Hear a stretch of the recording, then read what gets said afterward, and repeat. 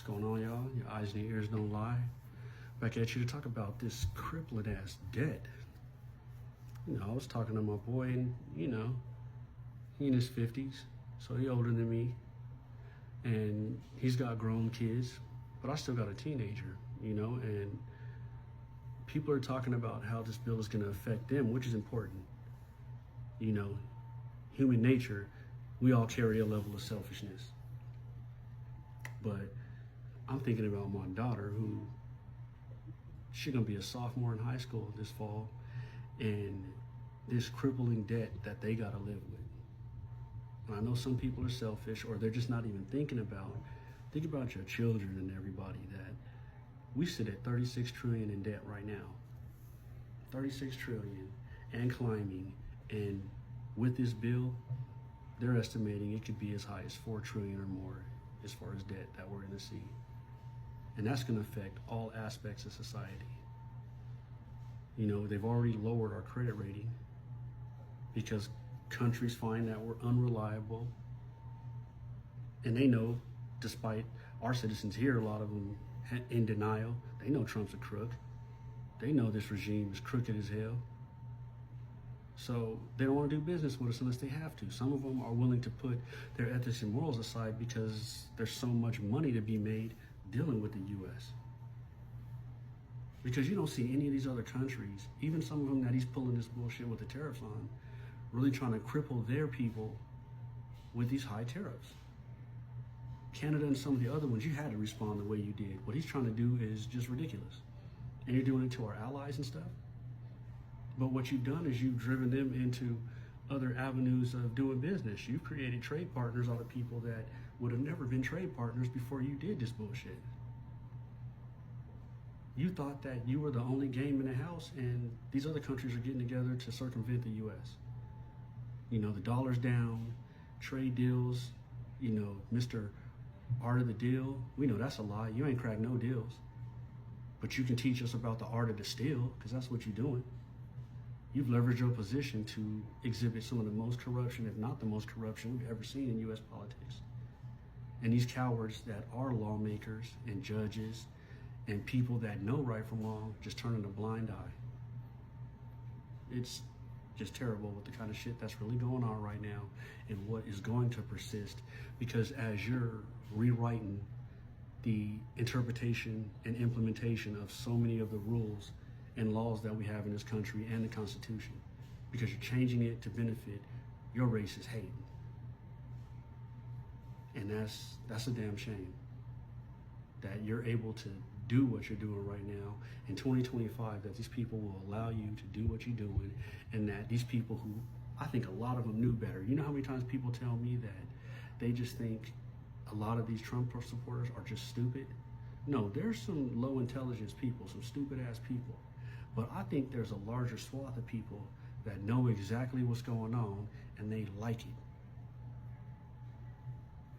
They just got a problem when it hits home and starts to affect their bottom line or their lifestyle. But as long as it's others, they're not tripping. They're not angry for the reasons they should be angry. They're angry because it's them having to deal with the repercussions and consequences. So that's something where we really need to grasp that, and that's why I can't deal with them. I got friends and they tell me, well, you can't let politics separate you. Nah, this is on some different shit. You didn't ask for Swiss cheese instead of cheddar, homie. Your ass. Your decision to vote for him speaks to where you stand morally, what your values are really about. That you okay with a pedophile, a sexual abuser, a rapist, a racist, a con man, commits bank fraud, real estate fraud. The list can go on. None of that's a deal breaker for you, right? Now tell me something about you. And I can't let you slide on that. I find you people despicable. And I can't even fake it. Only way we can coexist is if you shut the fuck up when you're around me and I don't speak to you. Because I can't even fake the funk. You can't separate that. All these people walking around saying, well, he's my friend, and that doesn't, if he feels this way or she feels this way, and they're okay with the kind of shit he does, Don't think they're gonna have your back, especially if you're a person like me.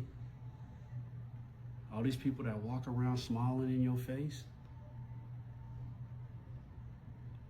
they're worse than your outright hate mongers and racists. The closet ones are worse, that feel the same way, but they more conniving and sneaky about their shit. So these be the ones that are in businesses, in government, law enforcement, the military, that are actually able to make decisions behind the scenes.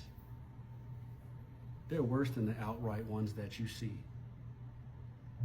Because they got that, they be sneak dissing. Just like, you know, I'm looking at law enforcement, especially with this ICE stuff that's going on. And do you know how many of these dudes got these white nationalist tattoos on? And they've infiltrated, I don't even know if infiltrated is the right word, because they've always been there in the military, law enforcement, the feds, all of that. It's always been a huge group for it. Just like I've always said, and you can look this up. The origin of law enforcement was to round up escaping slaves. So it never was for to protect and serve. And they've never lost that ideology. There's some great people in law enforcement and all that are doing the right shit every day. But foundationally, the same as this country foundationally, you were built on some bullshit. And it's hard to shake that, especially when you ain't never had to be held accountable and atone for the wrongs that you've done to people. So this imaginary moral compass that this country believes it has, you tripping. And that's as real as it can get, is that this country has never had to take a look in the mirror and atone and be accountable for the shit they've done. And that's a troublesome thing. And then you look at right now what's going on all over the world, where the U.S. has their hand in too many cookie jars. And the interests that they have are not for the betterment of humanity. It's resources and money. So you gonna hold up military aid for Ukraine?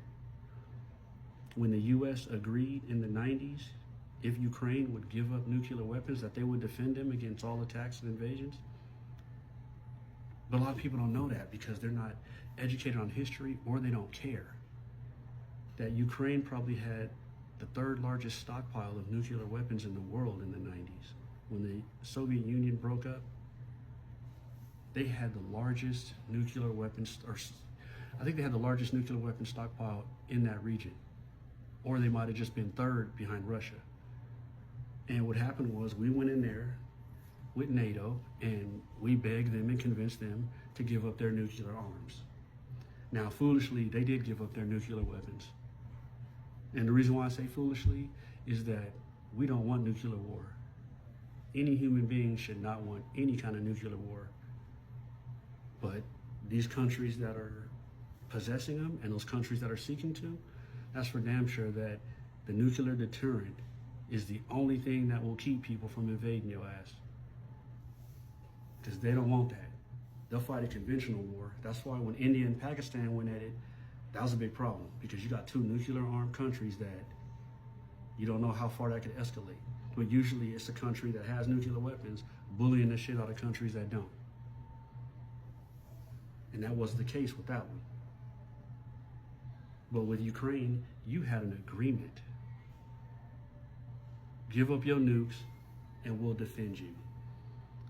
So to convince the general public how we're getting taken to the cleaners on the cost of that war, this is a cost you already said you would assume. And if it wasn't for the policies, you wouldn't have to assume that. You know, you're looking at things where the same reason that this is going on there is similar to what occurred with the Cuban Missile Crisis. And this is what I've been, trying to explain to people, is that we're willing to go to, the Cuban Missile Crisis was about, we cannot allow Russia to station missiles in Cuba. It's too close to the United States.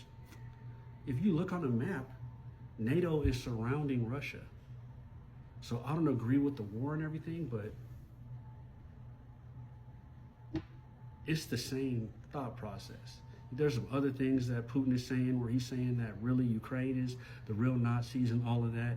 I'm just looking at the same reason that y'all are willing to go to war with Russia over them stationing missiles in Cuba with the Cuban Missile Crisis is the same theory he's using, is that you already got them in Poland, and when Ukraine spoke of wanting to join NATO, because that's what he wants them to do. He wants them to permanently withdraw their request to join NATO and promise to not join NATO, and he'll end the war. He wants some of that country to be part of Russia again, but he also wants to just make sure even more that you don't ever join NATO. Because that's the biggest thing that's inflaming that conflict, is Ukraine's will to join NATO. And how can you blame them when the U.S. has failed you in defending your country? They've provided weaponry and things like that. You can't sound ungrateful, but you look at what they did for Israel versus you just providing hardware. You got actively involved in that over there. And I mean, Russia is a nuclear armed country that poses a way bigger threat than Iran, but there are things that the U.S. could do to contribute more to this war ending.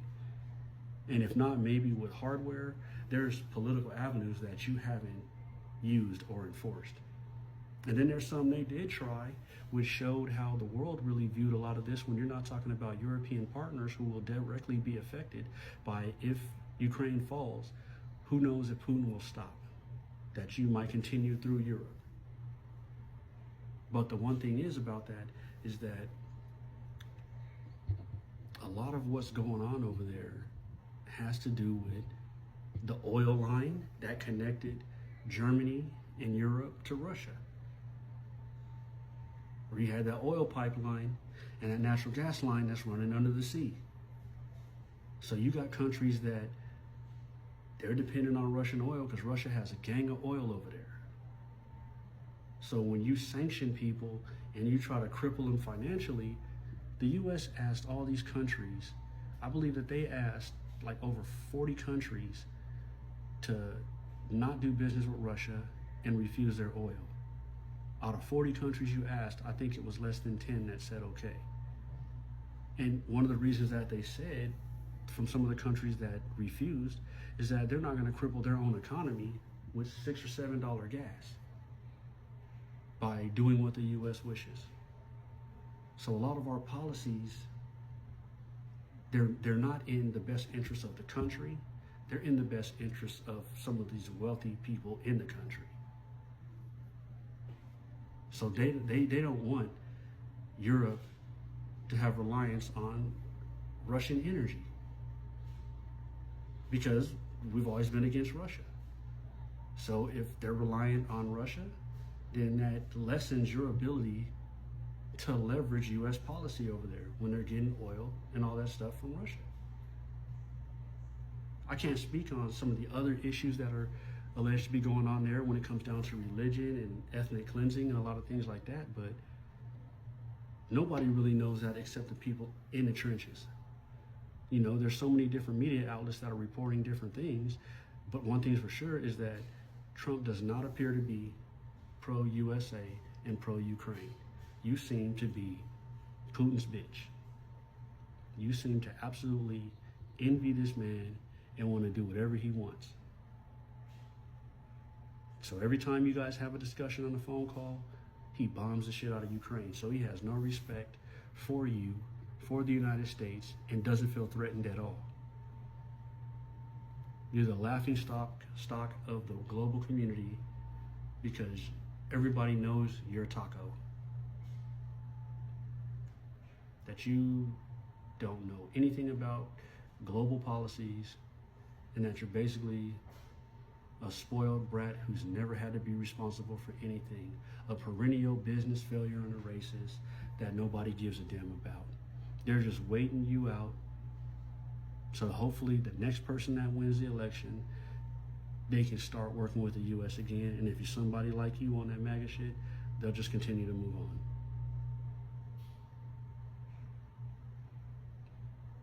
All these conflicts where I hate war. I grew up in a military family, generations of service members. War is ugly. War is horrible. There's nothing pretty about it. Not to mention the U.S. ain't won a war in decades. Like they keep talking about all these conflicts, and we ain't won a war in a long ass time. It's like that Richard Pryor stand-up. He always wants to fight. He don't never win a fight, but he always wants to fight. It's like when you fight a war and then just pull out without a declared victory, you didn't win. At best, you might have had a draw, and a draw is not a win. Especially when you look at the service members' lives lost, the burden on the economy and the cost of everything. Step your weight up and drop your hate.